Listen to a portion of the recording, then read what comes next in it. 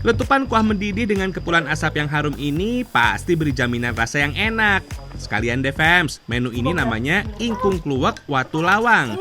Dalam rendaman kuah pekat cenderung hitam, seekor ayam kampung utuh duduk manis dengan predikat menu legendaris. Sama-sama berkuah gelap, penampilan menu ini mirip dengan semur ayam. Kalau sudah dijajal, kenikmatannya jelas berbeda.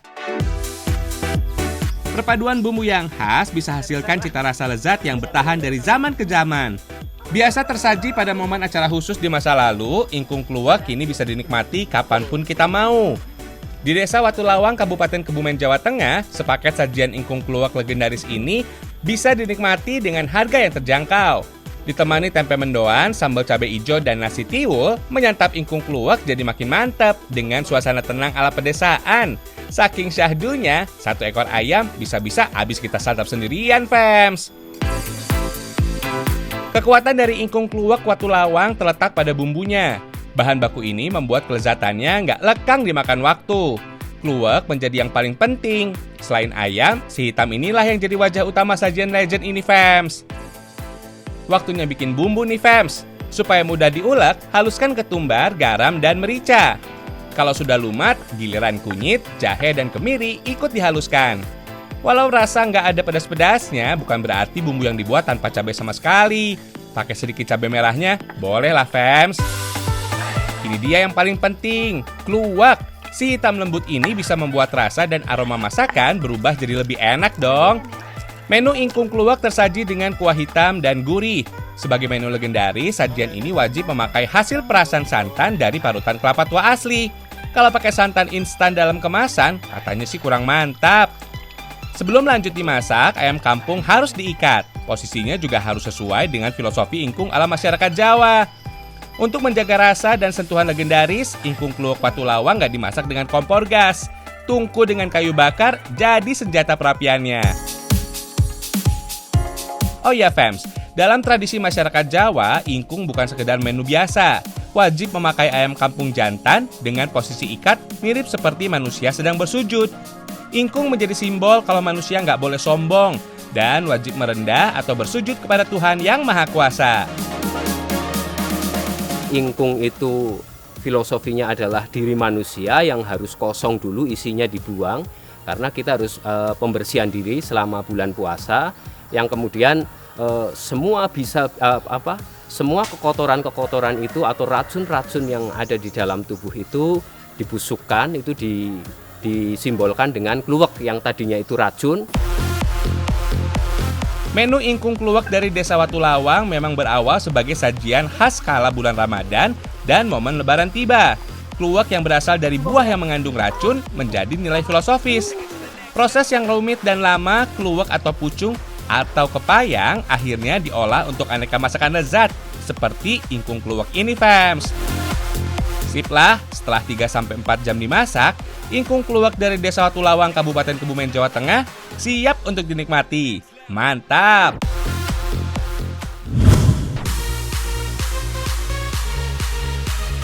Identik dengan sajian ranah Minang, siapa bilang di tanah Jawa nggak ada menu gulai? Ini nih buktinya. Bukan ayam, bukan sapi, bukan pula ikan yang biasa. Jarang-jarang kan fams lihat ikan kembung dimasak dengan kuah gulai. Eits, jangan pandang sebelah mata. Sekali dicoba, kenikmatannya nggak lebay. Mantap fams!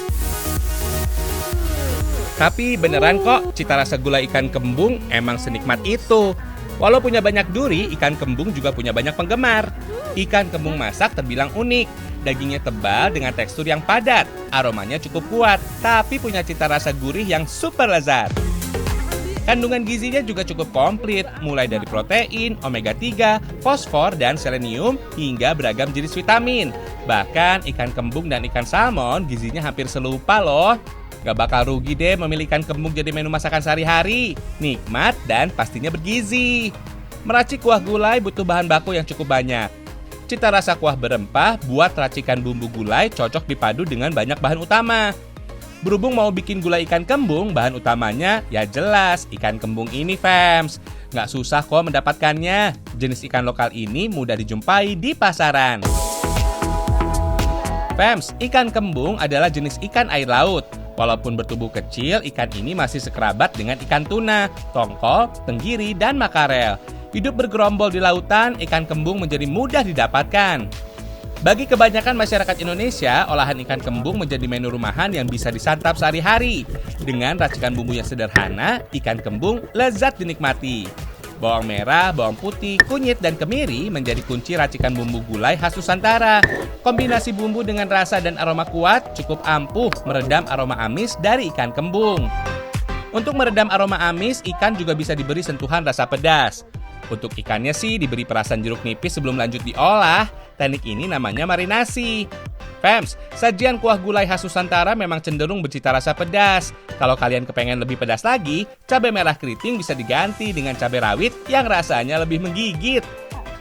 Nggak cuma di Indonesia, sajian gulai juga cukup populer di Malaysia dan Singapura. Tumbuh dan berkembang di Pulau Sumatera, resep racikan gulai banyak terpengaruh dengan sajian kari ala India. Gak heran deh, gulai juga sering dianggap sebagai kari dari Nusantara.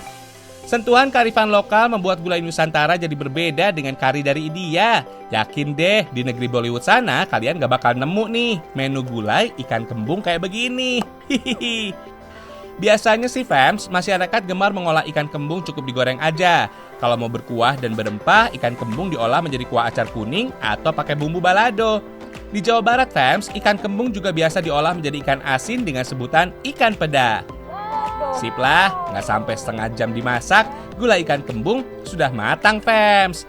Dijamin deh kenikmatannya beda dengan menu gulai kambing atau gulai sapi yang pasaran. Buruan deh dicobain.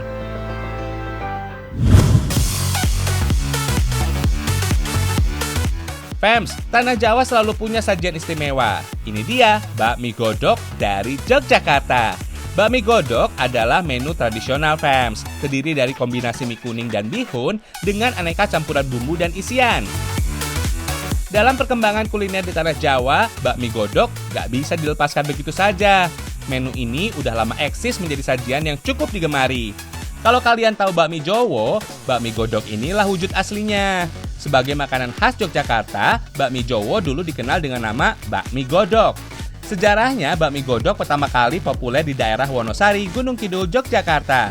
Awalnya, menu ini dijajakan keliling dengan gerobak penjelang senja. Karena banyak yang suka, akhirnya sajian bakmi godok mulai menyebar kemana-mana. Kalau dalam bahasa Indonesia, digodok artinya direbus, fams. Sekarang ada juga sih bakmi Jowo yang digoreng. Untuk sajian bakmi godok dengan sedikit kuah yang agak kental disebut dengan bakmi nyemek. Saat ngomongin makanan tradisional yang lekat dengan tanah Jawa, tempe nggak bisa dicuekin begitu aja. Nikmat dan mudah diolah jadi beragam jenis masakan, sajian tempe yang satu ini punya sebutan tempe kemul. Tempe kemul dengan tempe goreng tepung kembar identik, fams. Cuma butuh potongan tempe, tepung terigu, serta bumbu sederhana saja. Di Tanah Jawa, tempe kemul jadi jajanan yang mudah diterima banyak kalangan. Sajian ini melengkapi aneka menu utama atau untuk selingan saja. Buat ngemil-ngemil di kala santai gitu deh, fams. Kemul dalam bahasa Jawa berarti selimut. Diibaratkan tepung yang melekat pada tempe memang sudah mirip selimut. Di Kabupaten Wonosobo, Jawa Tengah, tempe kemul menjadi makanan khas. Bedanya, fams, tempe kemul dari Wonosobo tersaji jauh lebih tipis dengan komposisi lapisan tepung yang banyak dan melebar. Fams, bakmi godok dan tempe kemul cuma secuil menu spesial dari rumah makan ngehits di Cangkringan, Sleman, Yogyakarta. Menu favorit lainnya ada bebek goreng spesial dan bakwan Madam Cangkruk. Menu simpel anti ribet-ribet inilah yang bikin nongkrong makin asik, fams. Dibanding dengan mie instan favorit sejuta umat, bakmi godok gak kalah nikmat. Apalagi kalau disantap selagi hangat, cita rasanya benar-benar lezat. Bebek gorengnya juga istimewa, fams. Empuk dan lembut, daging bebeknya gak ada yang ngalahin deh. Jangan lupa tempe kemul dan bakwan Madam Cangkruk. Kedua pendamping ini jelas menambah sensasi nikmat makin lengkap. Bakwan Madam Cangkruk sejenis bakwan sayur ala rumahan. Lapisan luarnya terasa renyah dengan kelembutan gurih di dalamnya. Semuanya juara banget di lidah. Kalau mau yang ringan-ringan, ada juga nih cuci mulutnya. Sekilas mirip kue lapis legit ya. Menu dessert pencuci mulut ini, fams, namanya lapis agar manis. Sensasi dingin, lembut, dan manis terasa komplit dalam satu gigitan. Kalau mau coba kue lapis legit dengan karakteristik ala puding atau agar-agar, lapis agar manis ini jagoannya. Jauh dari sibuknya pusat kota Jogja, warung cangkruk membawa kita berasa di rumah nenek. Enjoy banget deh, fams! Bangunan joglo khas rumah tradisional Jawa jadi konsep arsitekturnya. Nyeni dan etnik banget, fams. Banyak barang-barang antik yang bisa kita lihat. Cangkruk dalam istilah bahasa Jawa merujuk pada kegiatan duduk atau bersantai bersama kerabat atau keluarga. Pastinya sambil diselingi makan dan cemilan ringan, serta canda tawa dan senda gurau. Istilah zaman sekarangnya sih nongkrong alias kongko-kongko, fams. Berada nggak jauh dari kawasan kaki Gunung Merapi, lokasi ini cocok buat menyepi. Hawanya sejuk, udaranya segar. Nggak cuma nongkrong, mau senam bareng emak-emak rempong juga bisa, fams. Atau mau sepedaan? Ya jelas bisa jadi tujuan. Ayo fams, kita seru-seruan cangkrungan bareng di Kabupaten Sleman, Daerah Istimewa Yogyakarta.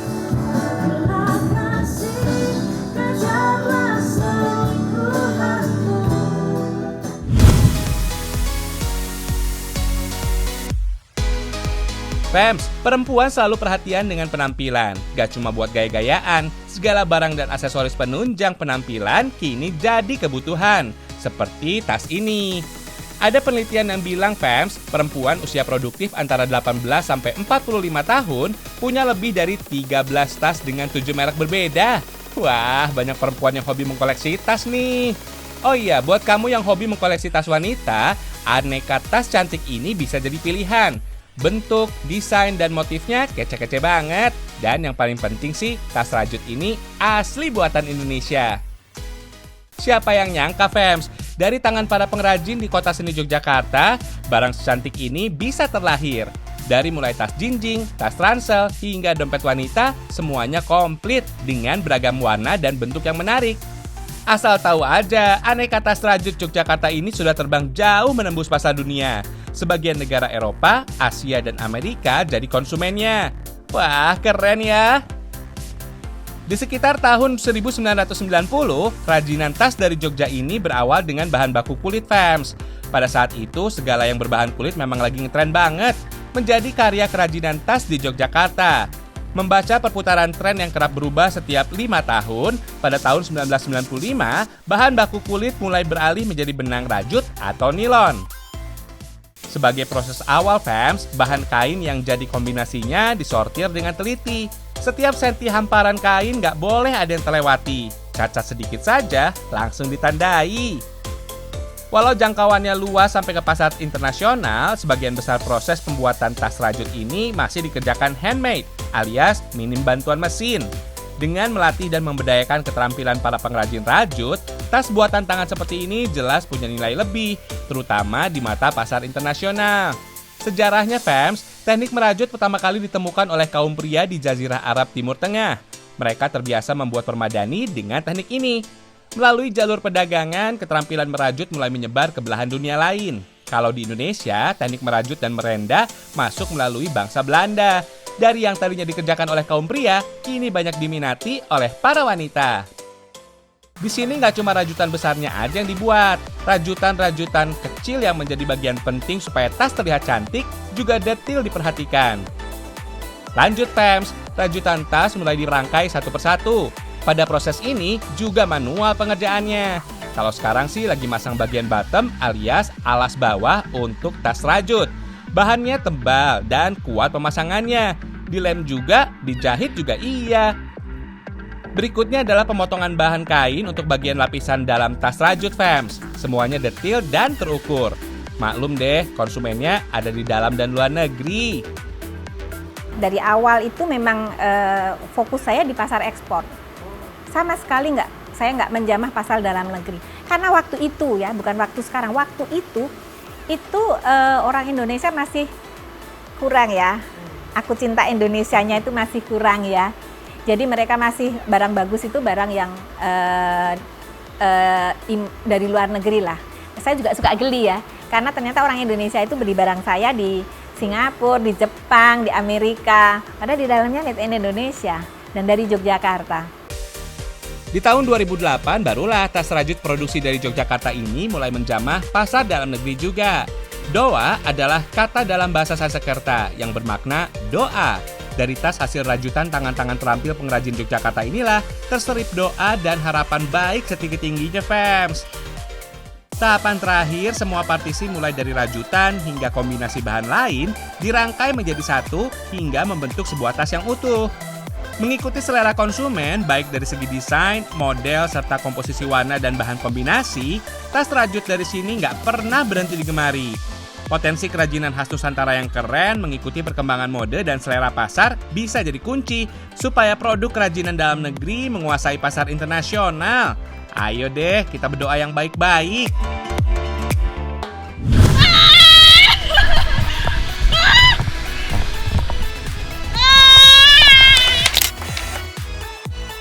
Fams, sebagai bangsa Indonesia, kita wajib berbangga karena Tuhan beri kita tempat istimewa.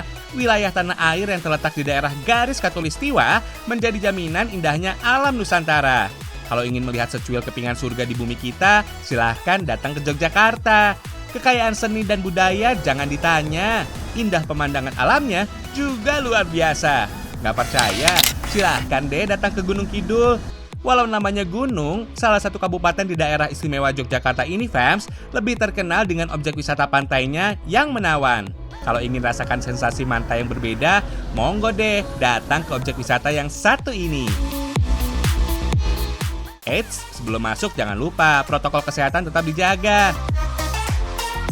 Jangan lupa beli tiket, harganya murah kok, cuma Rp10.000 aja per orang. Dari lokasi parkir dan loket tiket nggak jauh menuju ke spot wisata utama. Begitu masuk, bangunan kuda laut yang tinggi menjulang tinggi ini jadi landmark pertama menyambut para pengunjung. Kita bisa naik sembari menikmati hembusan angin pantai di ketinggian. Nama teras kaca diambil dari salah satu spot fenomenal di objek wisata ini, fams. Menjorok ke bibir tebing pantai selatan Jawa, spot foto teras kaca yang satu ini memang instagenik banget. Beralaskan kaca yang tebal, pengunjung nggak perlu khawatir soal keamanan. Syaratnya sih, nggak boleh pakai sendal atau sepatu saat menginjaknya, fams. Tenang, walaupun udara panas, lapisan teras kaca yang kita injak ini lumayan adem kok. Bisa lah berlama-lama foto dengan latar laut selatan Jawa yang ciamik.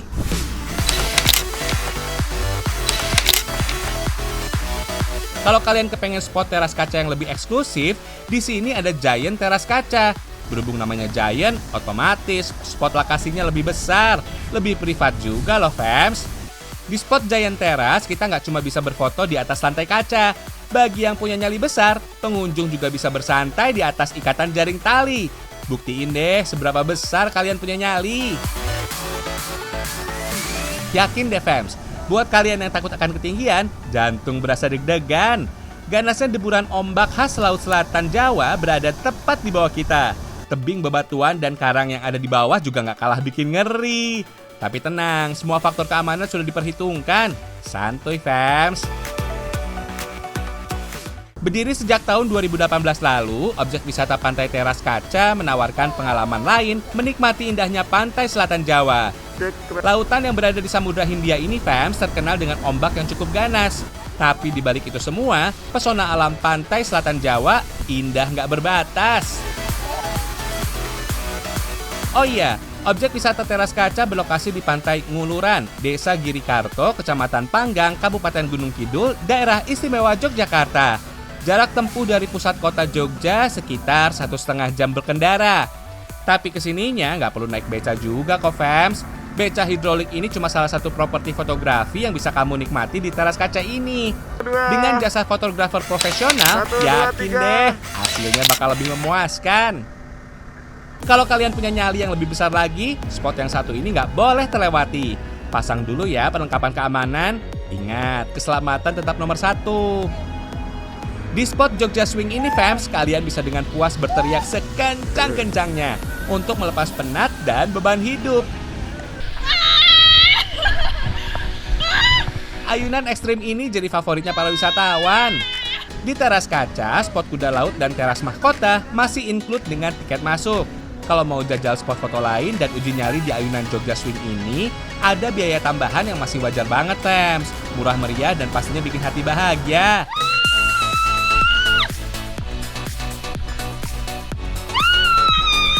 Jadi ayo deh, segera agendakan berlibur ke Teras Kaca Pantai Nguluran, Kabupaten Gunung Kidul, Daerah Istimewa Yogyakarta.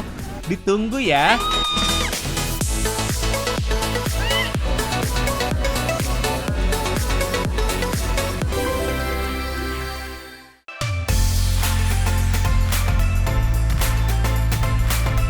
Nggak terasa ya fams, udah 30 menit aja nih. Aneka sajian legendaris yang hadir di pagi ini baru sebagian kecilnya aja. Besok-besok masih ada lagi. Ragam Indonesia, satu Indonesianya, berjuta kekayaannya. Sampai besok ya fams.